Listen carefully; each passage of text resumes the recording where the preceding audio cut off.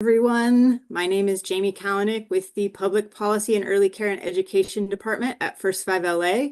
First, I'm going to turn it over to our interpreters for some instructions on using the Zoom interpretation feature.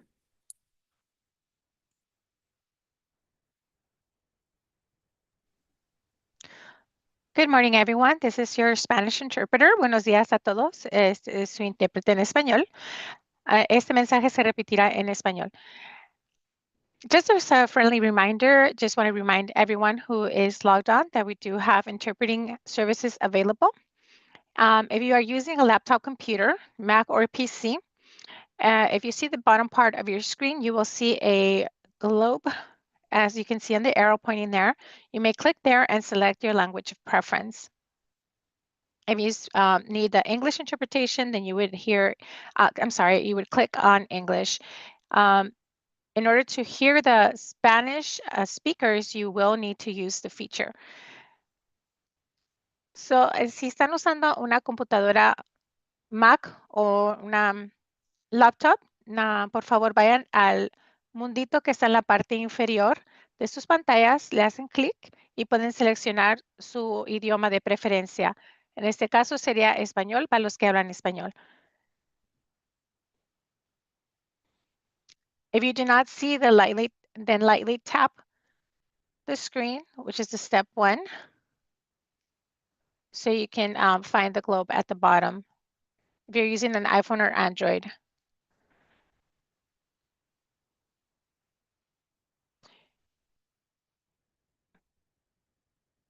If you're using an iPhone or Android, you can click on the dots, go to language interpretation, select your language of preference, English, and then you can click done once you have selected it.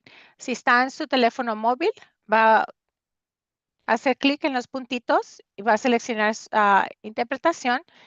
Después de eso, va a seleccionar su idioma de preferencia, que será en español, y ya hace clic en donde dice done o finalizado. And please note, Zoom interpreting does not work if your app is not updated, you are using a Chromebook, or you are calling into the meeting. Y una nota para recordar que la interpretación por Zoom no funciona si su aplicación no está actualizada, está usando un Chromebook o llamó al número para ingresar a la reunión. Gracias. Thank you. Thank you. The interpretation function is active, so please select your language now. One note before we begin, these calls are not intended for the media. If you are a member of the media, we ask you please disconnect from this call. For participants, before we begin, in order to better track your interests, we are using a Google form to collect questions rather than the Zoom Q&A feature. If you are on Zoom, the link will be in the chat. You may be able to raise your hand, but we will only be taking questions and comments in the form. Though they are not presenting today, we have Evan Cohen and Janet Scully from the Department of Public Health's Office of Environmental Justice and Climate Health available to answer remaining cleanup questions that you may have. We are also open to receiving questions and comments not related to the speakers today, so we know what is on your mind, though we may not have answers immediately. The slides from the meeting, as well as a recording, will be available later today or tomorrow at the website on the screen, childcare.lacounty.gov. And then if you're there, please click the wildfire banner. We will also have the presentations translated and posted as soon as possible. With that, I will turn it over to Deborah Coleman, Director of the LA County Office for the Advancement of Early Care and Education. Thank you, Jamie. It's wonderful to see everybody. Looks like I might have a little video issue on my end, but that's all right, because in early care and education, we are always moving and changing with the times and being flexible. So a few things that I'd like to share to begin with. This community call is provided to you by the LA County Early Care and Education Emergency Response Team for the 2025 wildfires. I'm honored to be supporting this call today.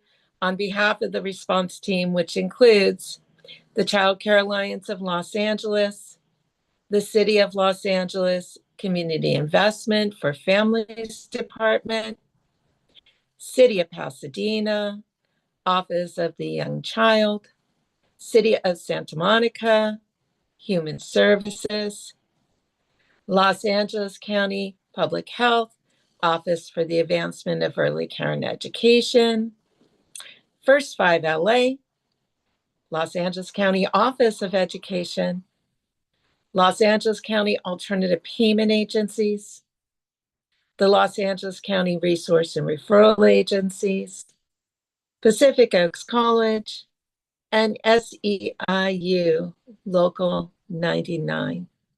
I also give a warm welcome to all of our members of the early care and education community. And I know some of you are directly impacted by the fires.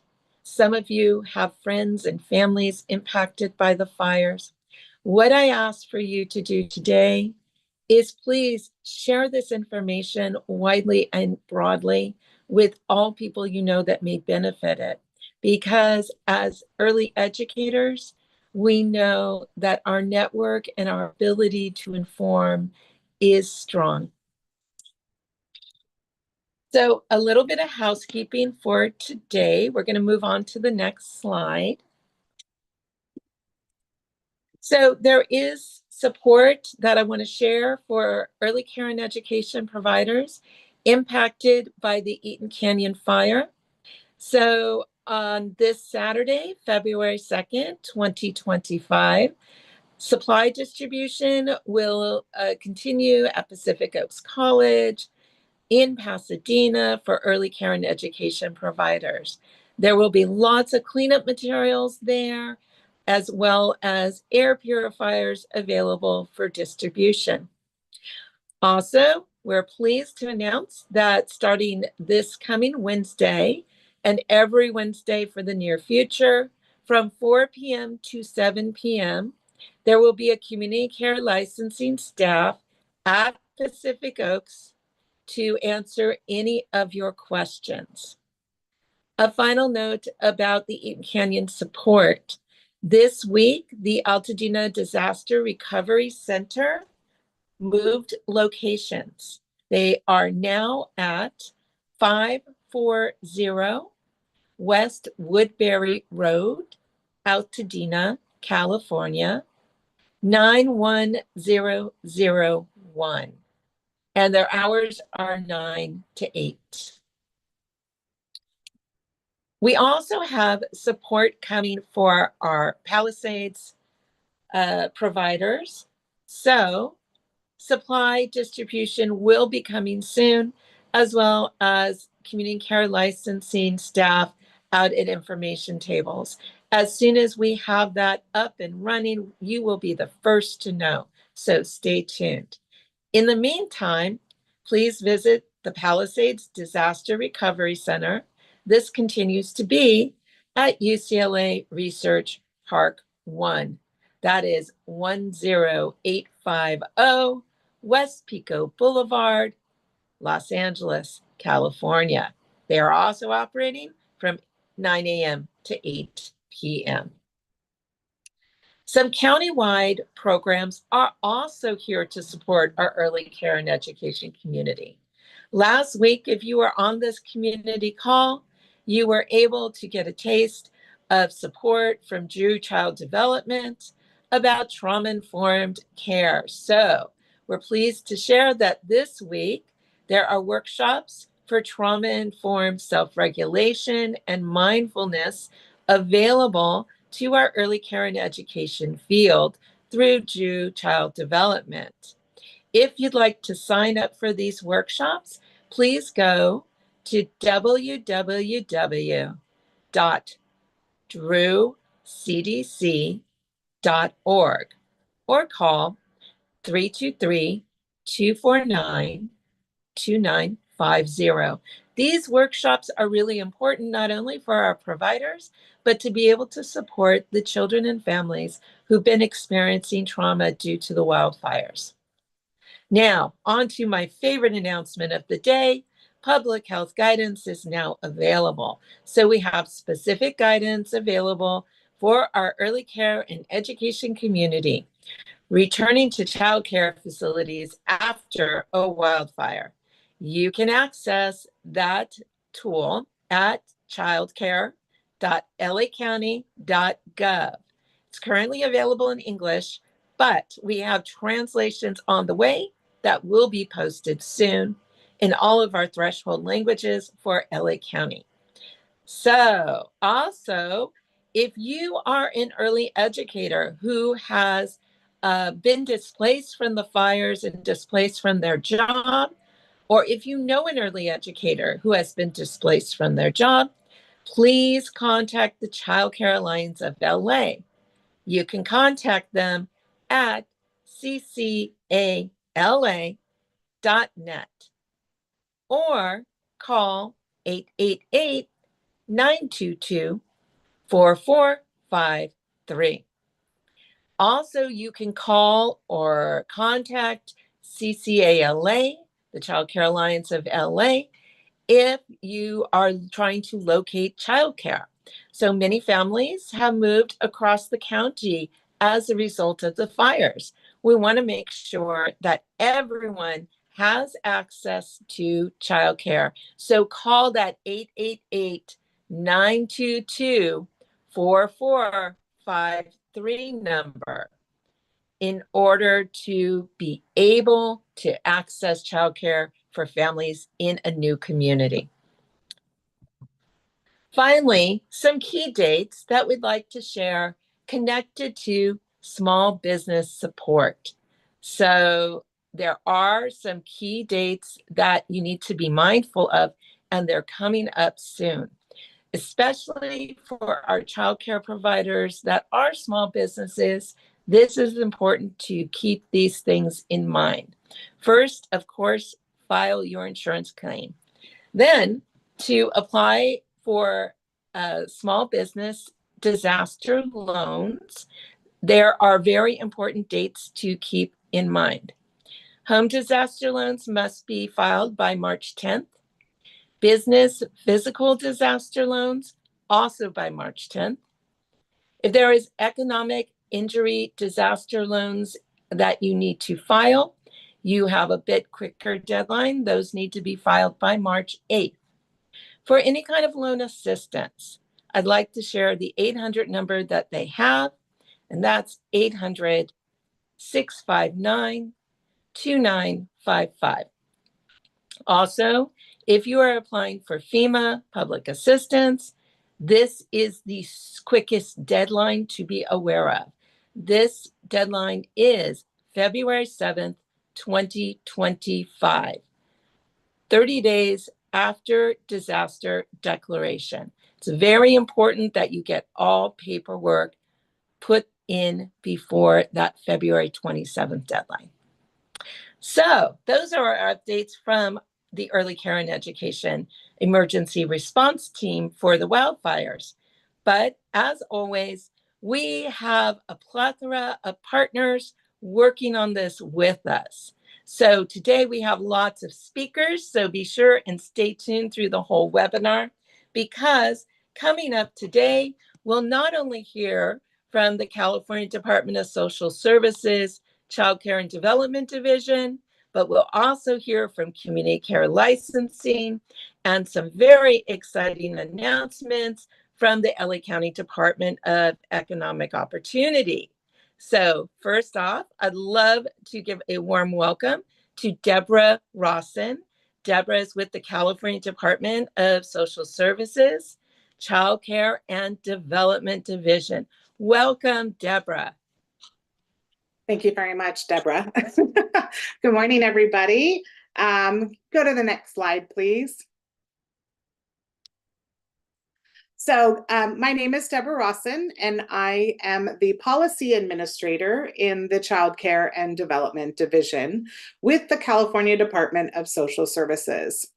I'm here today with my colleagues from across the division, including Megan Jones and Natalie Miller.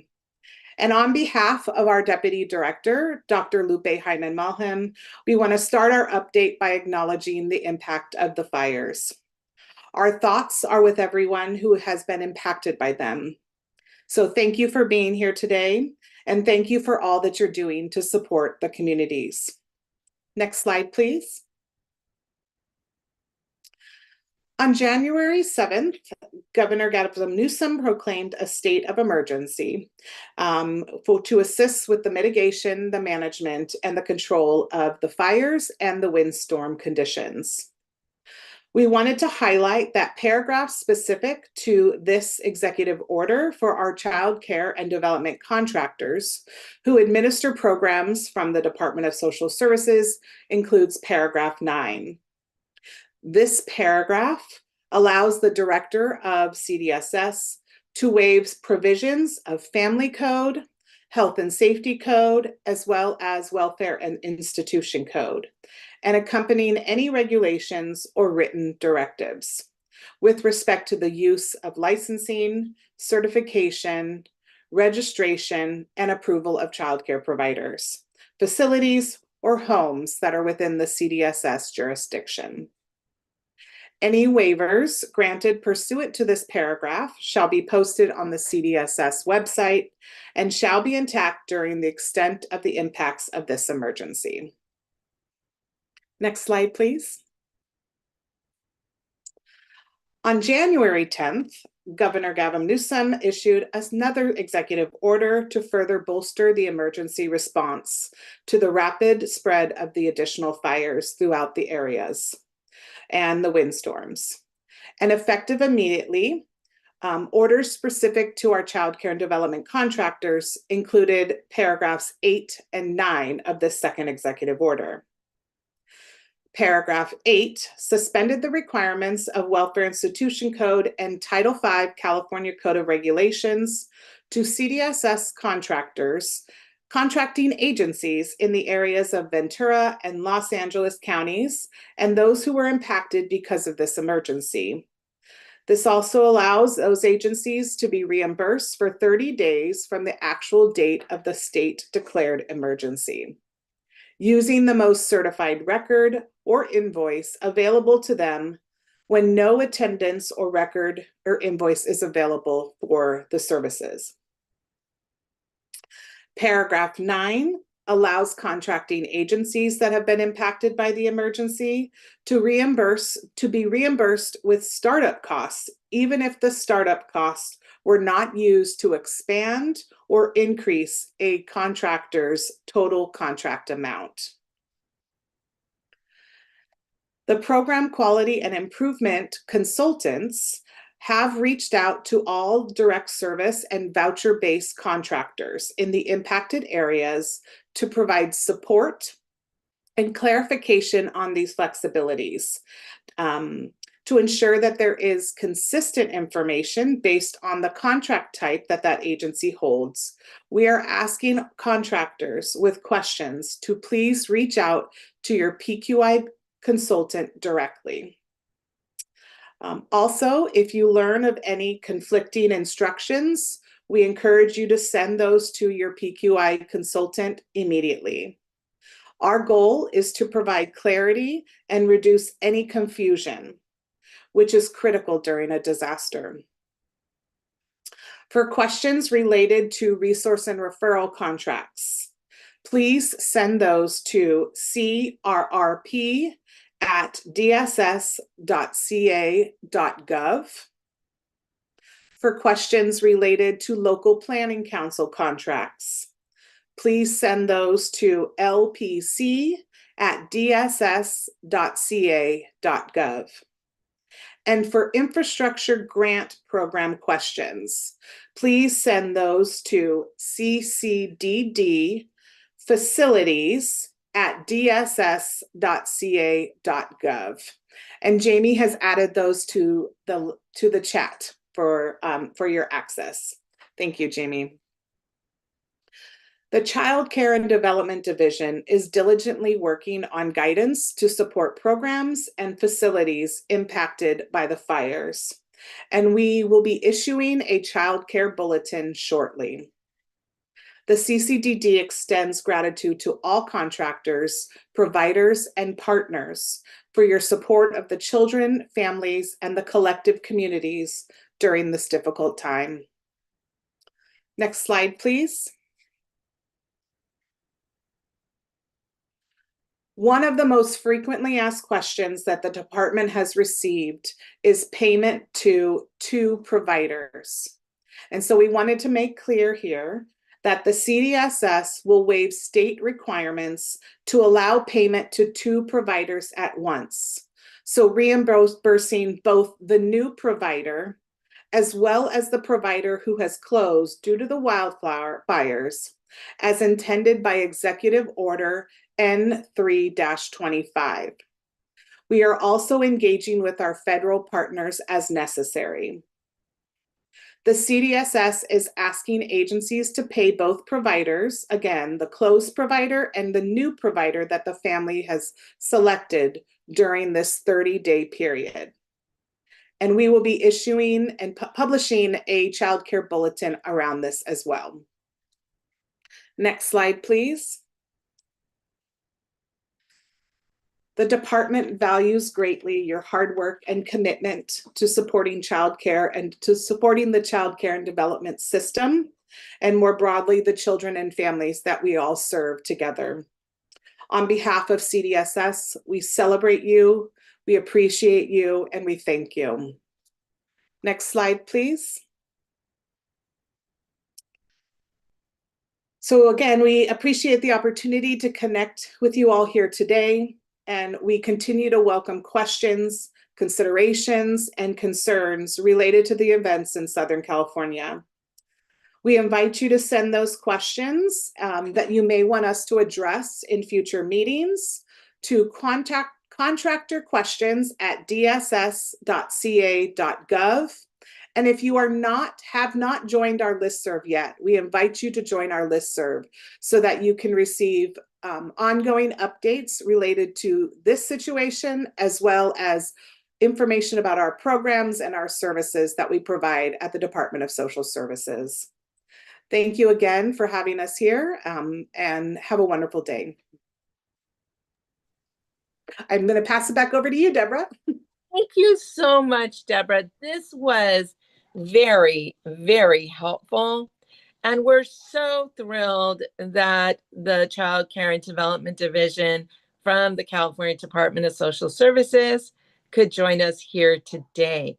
I know everyone has been awaiting information eagerly. Next, I'd like to welcome another person from the California Department of Social Services. You may remember him from past calls. Community Care Licensing has been with us on these calls from the very beginning. So we are so thrilled to welcome back Christopher Jackson, who has an important update for us all.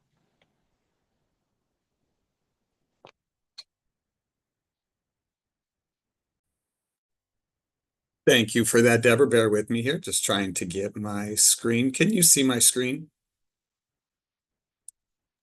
Yes, but it's not in presentation mode.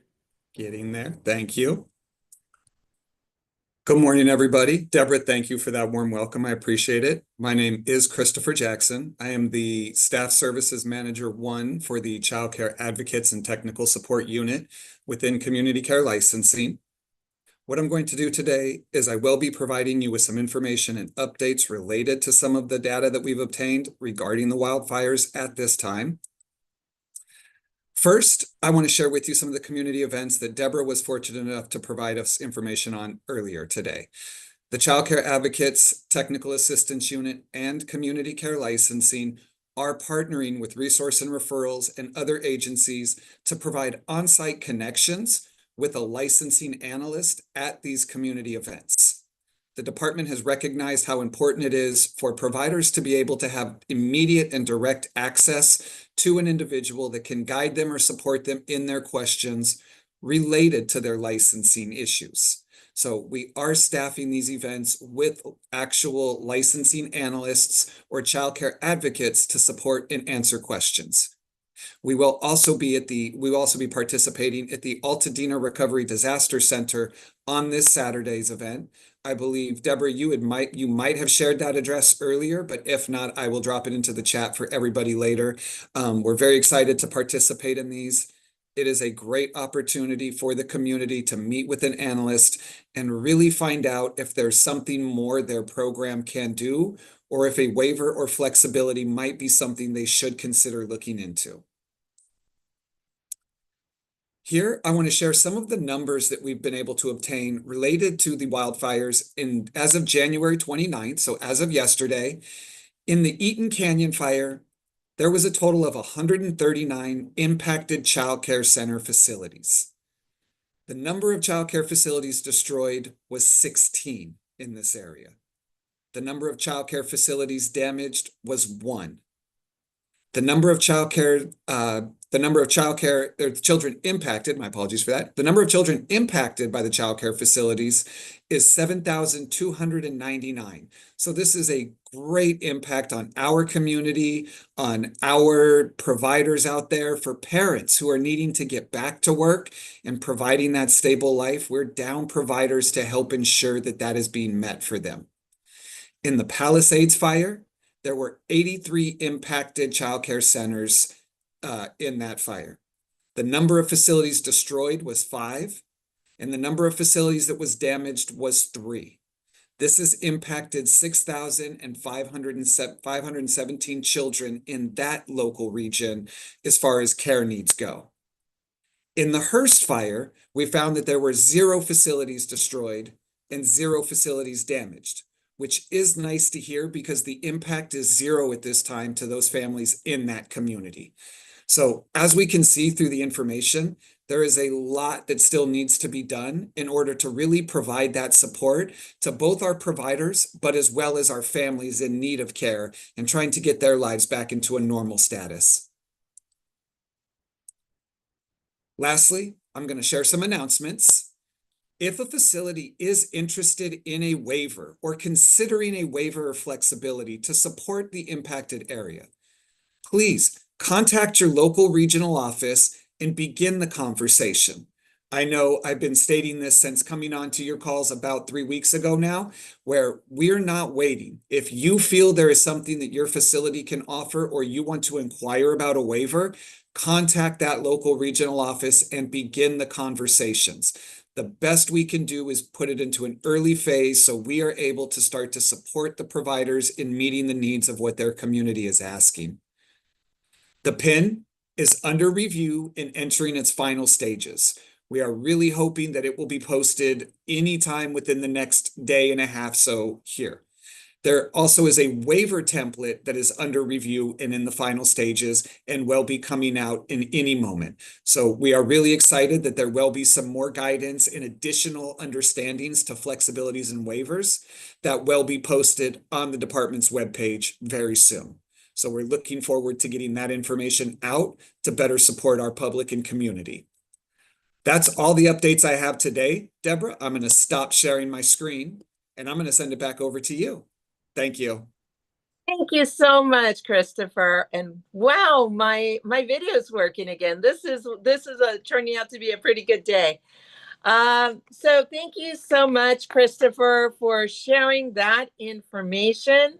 And I do want to share that although we know so many of our early care and education providers, especially if they're family child care home providers and may have lost their home and their business, are trying to get settled, find a place to live, and start putting back some of those pieces they have experienced from the loss.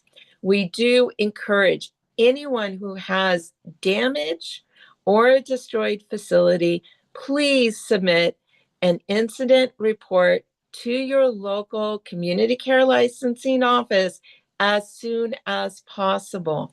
This helps us really understand the impact of the damage, and it will help us plan how best to move forward. So thank you, Christopher. You're always a welcome speaker on this call. Now, I'd love to introduce a new speaker also we have on this call this week. She is from the Los Angeles County Department of Economic Opportunity. And I know all of you will be very excited to hear some of the information she has to share, especially around support for small businesses. So I would like to welcome Lila Lee. Hi, thank you so much, Deborah. Hi, everyone. So my name is Layla Lee, and I'm the Assistant Director here at the Department of Economic Opportunity, and I oversee the Business and Economic Development Branch. I don't know if any of you are familiar with our department, but I do want to introduce you before I continue with my presentation. So this is who we are. So the Department of Economic Opportunity, we really focus on the regional approach to our economy. We're talking about jobs, training, entrepreneurship development, small business services, certifications and contracting, and much, much more. But this is really the place that you want to go to for any small business needs. As a result of doing the work that we're doing, the first thing that we did at the department is stand up this page. If you visit bit.ly/DEO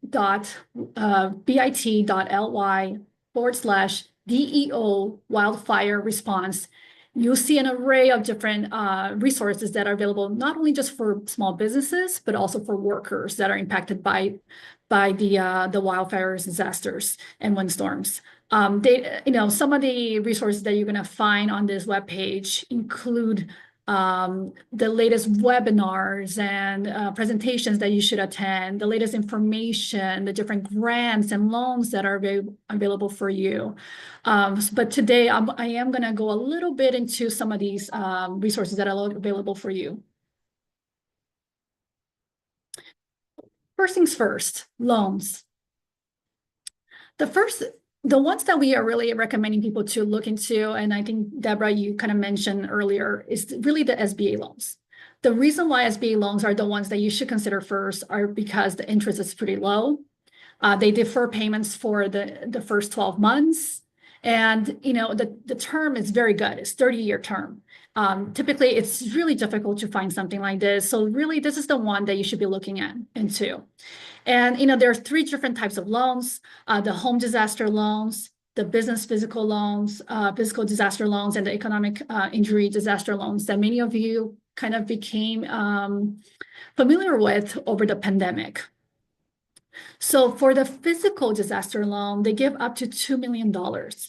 And the proceeds can really be spent to repair anything in terms of real estate property, machinery, equipment, fixtures, inventory. It's really supposed to cover anything that your insurance did not cover during this time. As opposed to the EIDL loan, is really focusing on operations. Is there something that, because of this disaster, that your business is not able to do and not operate?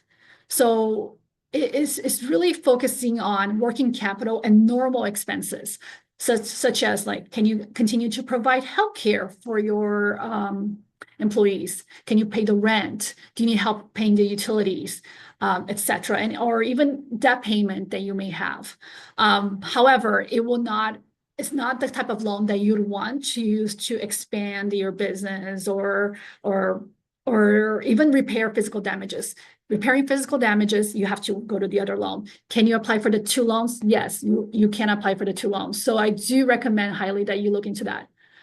Having said that, if you're ever not and one thing that I've learned through this process, if you do get a denial, make sure you appeal.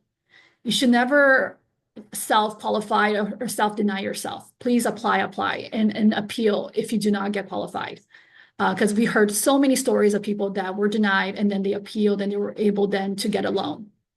Having said that, if you applied and you filed an appeal and you were still denied, another loan that's also available is the state. The state iBank has in the California State Treasurer's Office, they have different programs that you should consider. Their interest rates are not as good as the SBA's. However, it is nonetheless really great programs, and they're a little more flexible. So I would consider those as well. Some other loans that are also available right now are community loans from our partner organizations.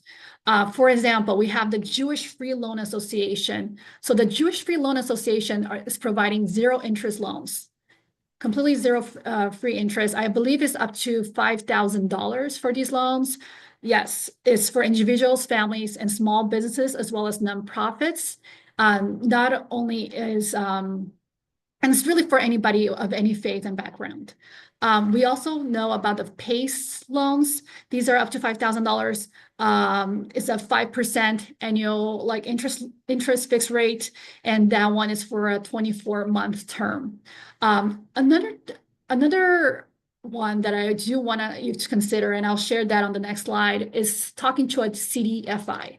If you're not familiar with the CDFI, a community development financial institution, they really can become your best friend, because not only can they provide you the loans that you're looking for, but they'll also connect you to different grants and different programs that are available for you. They'll also help you do your entire loan packaging. So, and I'm going to give you the list on the next slide of all the different CDFIs that are available in our region. But what I really want to talk to you about too is about our grants, because we know everybody's looking for interest-free funding. So I'm proud to announce that our department announced maybe a week ago that we are going to be launching the LA Regional Small Business and Worker Relief Fund. This relief fund is really going to be focused on providing grants of between $2,000 to $25,000 to businesses that have been impacted, as well as to workers that were impacted. People that can apply are not just brick and mortar businesses. It can also be independent contractors that work in the area, as well as home businesses. So I believe we're going to be opening the application portal on February 6th, but that's still tentative. That's what we plan to, but we'll keep you posted.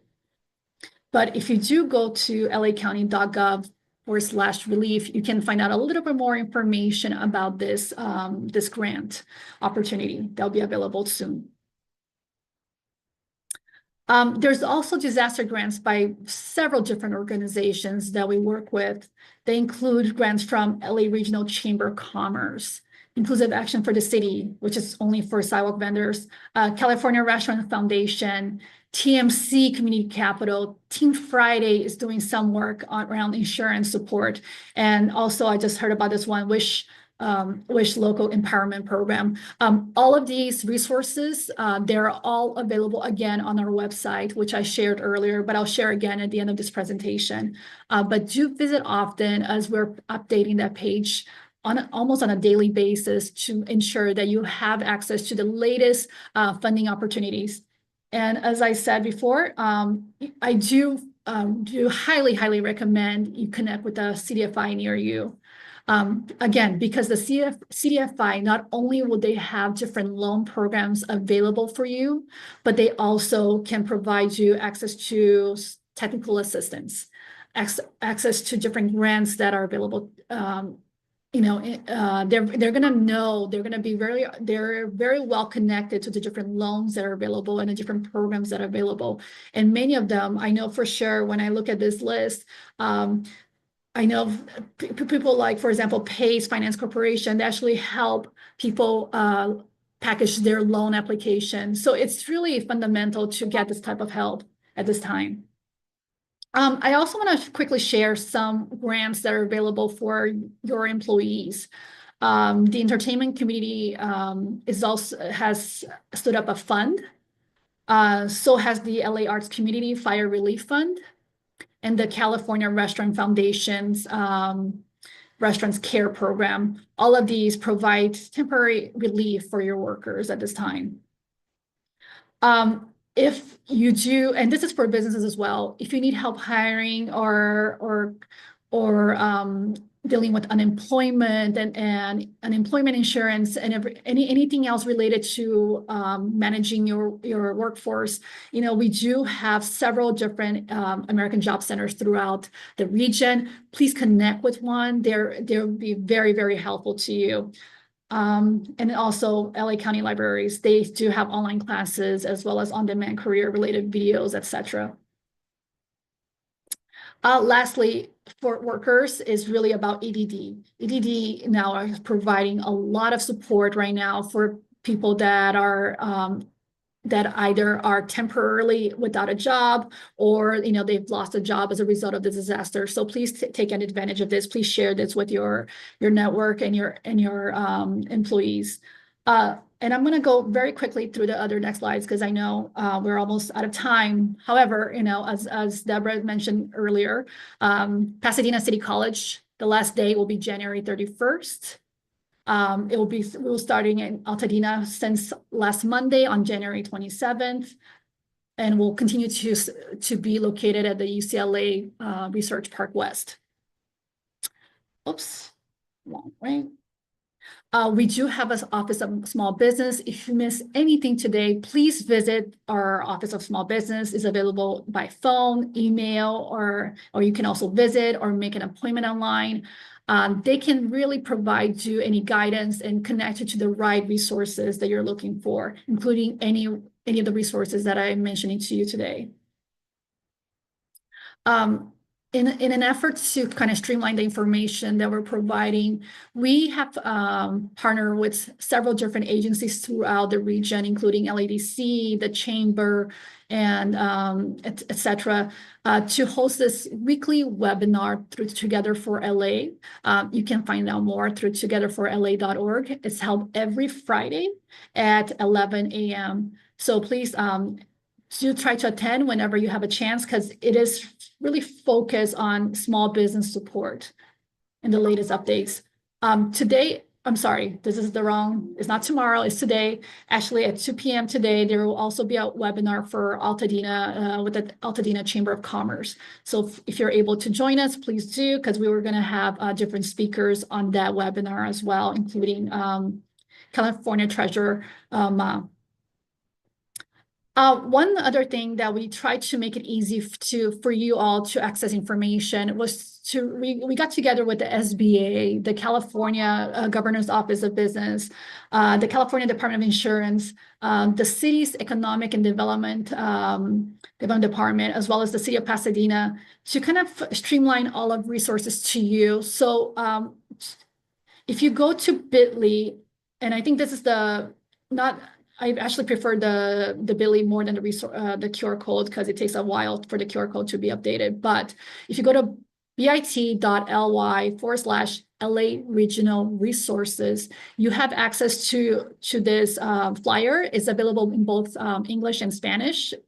And if you look at this flyer, it has access to TAS, technical assistance from all of our different providers, as well as quick links to everything that you need, including access to, the funding resources that we spoke about today, and the different grants and et cetera. And all of this TA assistance, technical assistance programs are provided free of cost to you, completely free, no cost.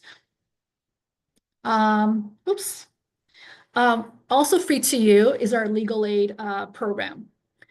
So we have this legal aid program that you can find through lalegalhelp.org. But what's really amazing about this program, it will help you also get help through, you're dealing with your commercial lease, navigating insurance policy and claims, as well as guidance for tenant rights and eviction protection. So if you're in need of any help, please do connect with our legal aid services. We also launched a B2B space share website. If you do visit b2bspaceshare.lacounty.gov, if you are somebody that's willing to share space, or if you're somebody that's looking for space, even if it's temporary space, there's so many different opportunities there to find a tenant, a landlord that's willing to, or another business that's willing to share some space. In fact, this morning, I just spoke to someone else, a huge company that's going to be putting up a lot of different opportunities there, a lot of spaces into our website. So we're really excited about this opportunity to connect you to these resources that will allow you to not only relocate, but continue your business. And with that, I'll turn it back to you, Deborah.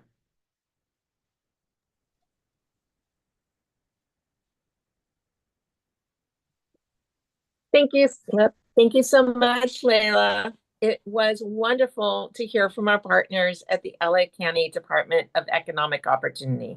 Wow, there are a lot of resources there. So I hope everyone checks out the information Layla shared, and we'll be posting some links to the Department of Economic Opportunity, as well as information about Together for LA at our website at childcare.lacounty.gov, so you guys can have a one-stop shop to be able to connect to links in other programs or county departments or city departments. So on that note, it's time for our question and answer period. Jamie, what kind of questions are we getting today? Okay, well, the first couple are for you, so if you could stay on with me. Yeah. We wanted to clarify that the Pacific Oaks event on Saturday, that it is Saturday the 1st. I think the slide said it was the 2nd. Oh my, yes, it is Saturday the 1st. That is my mistake. The 2nd would be Sunday. So it is Saturday, February 1st. Great. And then I'm also going to put a link to the chat for the flyer for the ongoing sort of distributions at Pacific Oaks. Yes. The other question was, will air purifiers be made available for people in the Palisades fire area? Yes, they will. We are just in the process of setting up a distribution spot. The Palisades still does not have gas in most of its location, and still many people are not allowed in. So our partners from the ECE Emergency Response Team, which are City of LA, City of Santa Monica, Connections for Children, everyone is working diligently together to plan an event for not only distribution of air purifiers, but hopefully being able to connect with your community care licensing analysts, as well as supplies for cleanup for anyone who needs it. So stay tuned. Great. Thank you. I also want to note that in the chat, I put some information from the Department of Public Health, which is hosting a town hall on tomorrow on the 31st. That will they'll be able to answer some questions about air quality, soil and water safety, and safe cleaning after a wildfire. That is not a specific ECE event, but that is available to any of you that are interested. Okay, Deborah, I am done with you. I'm going to call on Evan and Janet. If you could join us, we have some cleanup questions. Good morning. So we have some questions about how to clean up wood chips. The recommendation for cleaning wood chips is to thoroughly hose that area down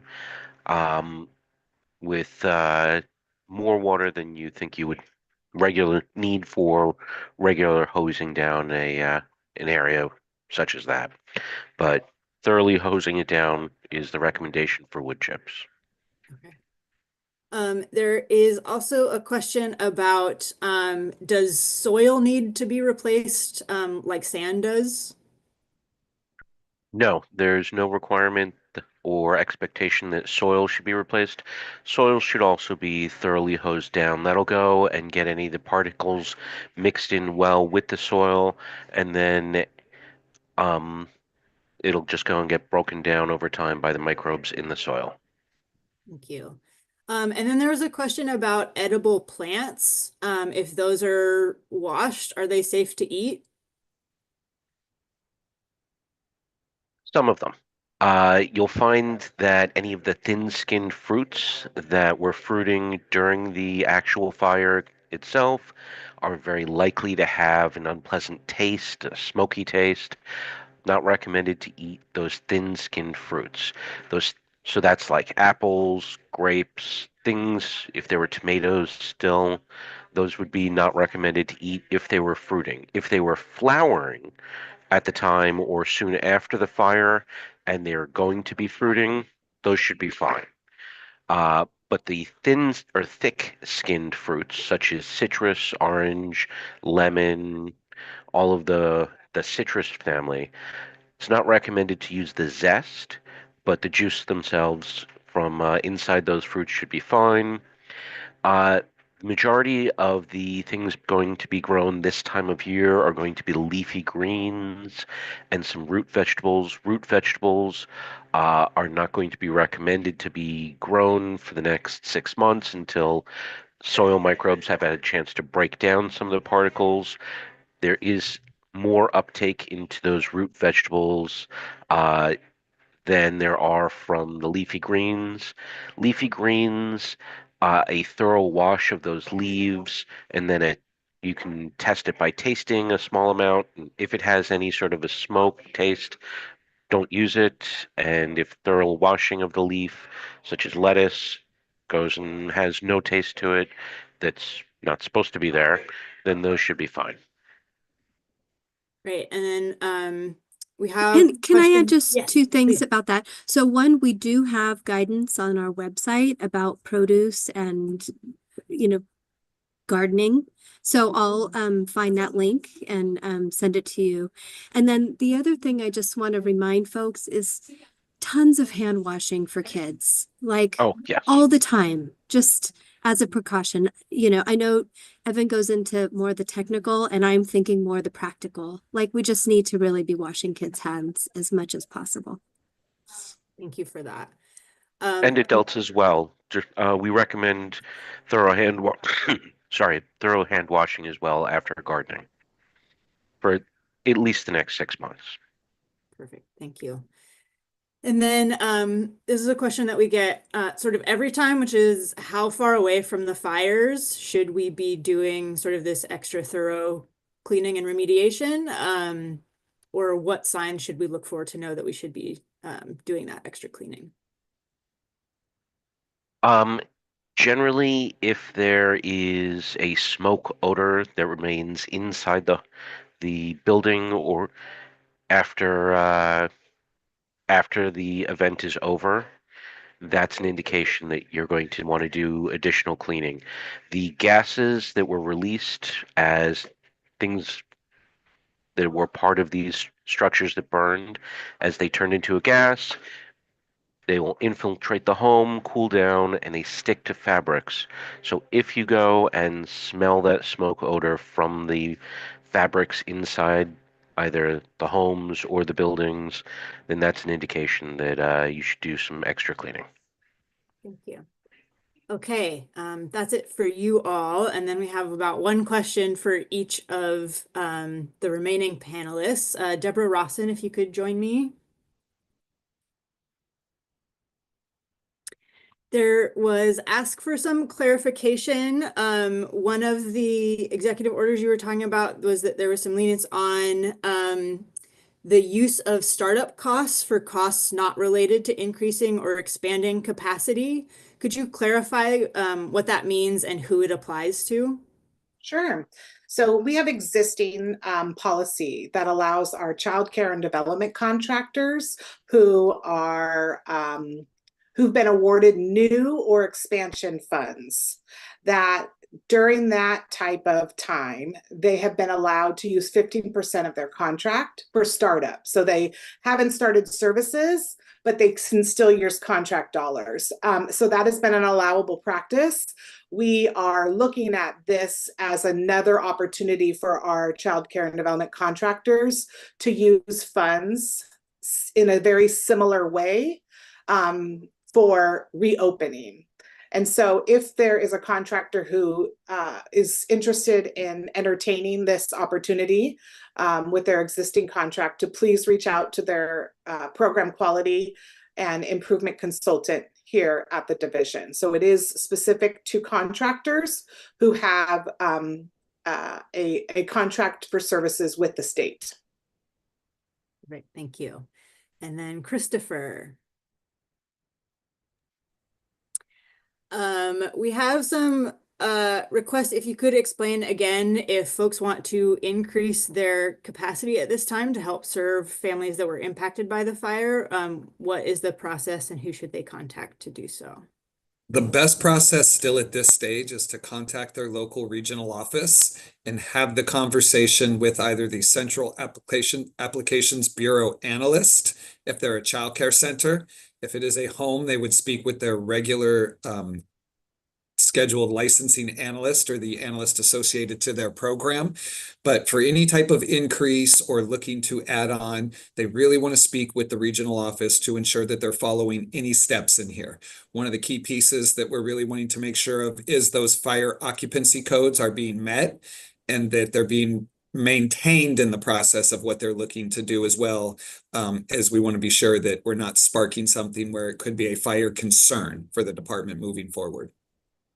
Great, thank you. And then Layla.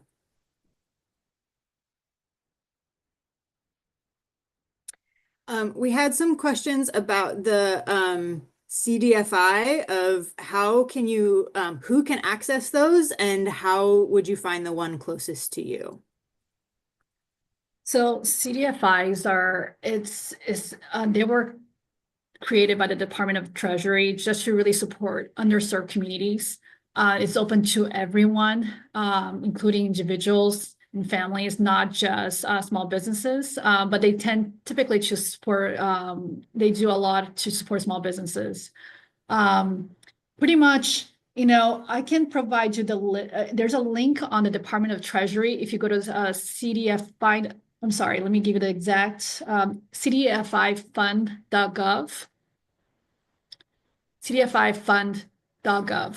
And if you go there, there is, you can find several different CDFIs. There's a CDFI locator and a CDFI list that you can get from them. And it tells you all the different locations and the one nearest you. Great. Thank you so much for that clarification. At this time, we are going to start closing. I want to thank everyone for attending. I know you have many more questions than we were able to answer here today, and that, again, we still do not yet have answers to all of them, but please know that we have your questions saved and we'll use them to guide our work, connect with relevant speakers for future calls, and to put together additional resources. Please continue to reference childcare.lacounty.gov. You can also email oaece@ph.lacounty.gov. We will be back again soon. Next week, if you were registered for this call, you will get an email when the next call is going to be available. As always, thank you for all your effort and courage in this challenging time. We're here to support you as you serve the children and families in our communities. Please stay safe and goodbye till next time. Thank you. Bye.